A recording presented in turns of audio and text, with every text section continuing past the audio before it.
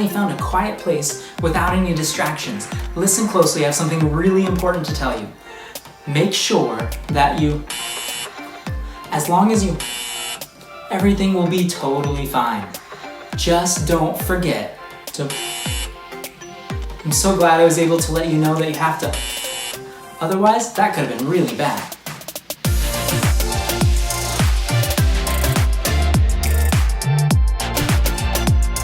Welcome everybody to our brand new series, Jesus Practices, where we're going to be going over 7 healthy habits that are going to help us train to be stronger in our faith and to follow Jesus. This week we're diving in, we're going to talk about our first practice, silence and solitude.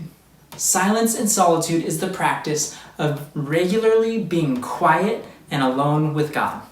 Quiet, alone, easy, right? Who needs to practice that?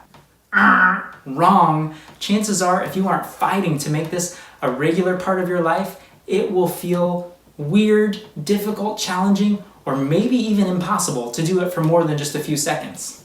And that leads us to our discussion topic for today. I want you all to discuss, think about, talk about, share about a place where you think people are supposed to be quiet. So come up with a place where people are supposed to be quiet, and then after you've shared, talk about why people are supposed to be quiet in that place. Ready, set, go.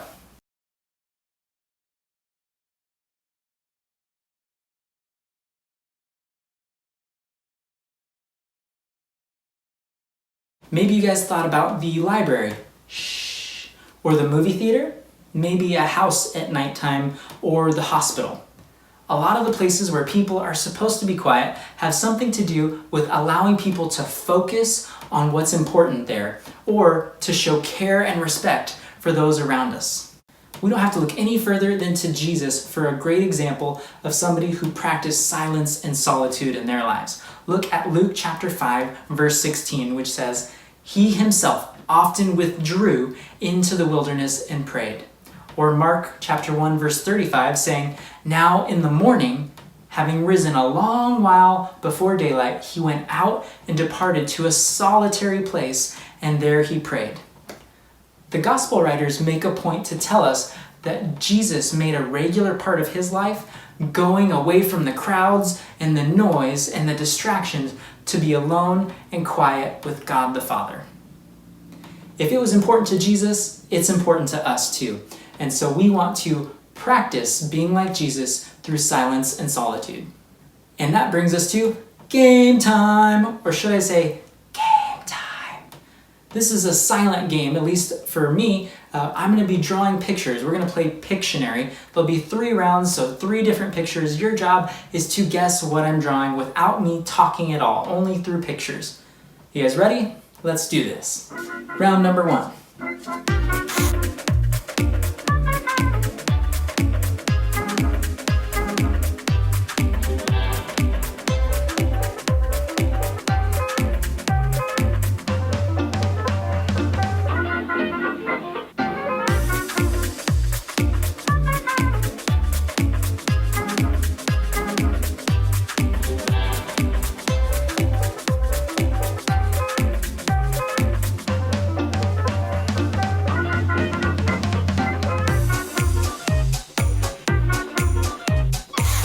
Anybody get that one?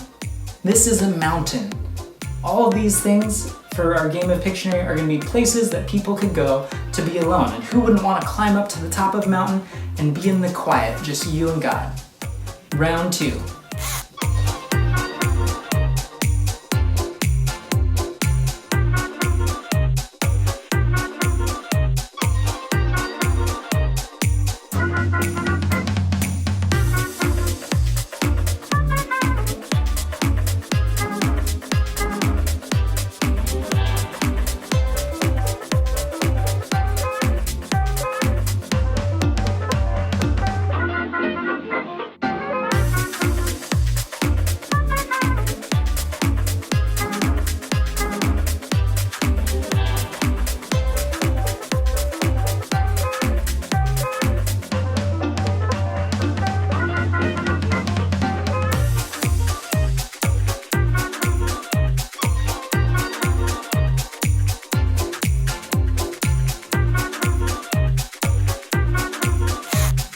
Anybody get that one?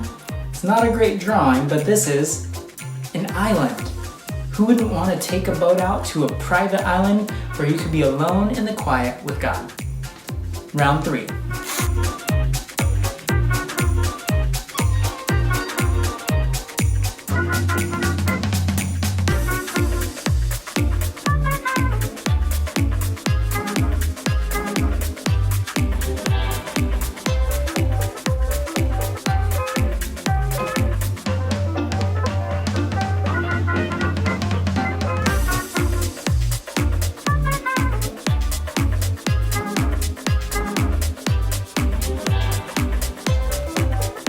Anybody guess what that is? If you guess bathroom or toilet, you're right. I'm just being kind of silly, but who doesn't want to be alone when they go to the bathroom? As soon as we wake up, everything is fighting for our attention. Every sound, every picture, every conversation, every text, every video game, every show we watch, every song we listen to, it all screams at us. And if it's getting our attention, then it's shaping us. Silence and solitude is a chance for us to pause and say, God, you are the priority in our life, and we want to listen to your voice more than anything else. We're fighting against the distractions and noise of the world, and instead allowing ourselves to recover and recuperate and heal from sensory overload and to focus on God. Ideally, this practice, like most of the practices, is something that you would make a daily part of your life. But sometimes you have to take baby steps to ease into it a little bit. Here are a few pro tips for you as you get started with the practice of silence and solitude. Tip number 1, do this first thing in the morning. It is so easy to get started with your day and forget about it, get distracted, never come back to being alone and quiet with God. Tip number 2 is do stuff to help you wake up. Go to bed early, wake up early. Set an alarm, drink some water, do some jumping jacks, whatever it takes to get your blood flowing, get your focus on God, keep yourself awake. Tip number 3, minimize the distractions. Silence and solitude isn't something that you should be doing while multitasking. So don't have the TV on in the background. Don't try to do it while you're doing your homework. Instead, just let it be you and God. Strip everything else away. Be alone in the quiet with God.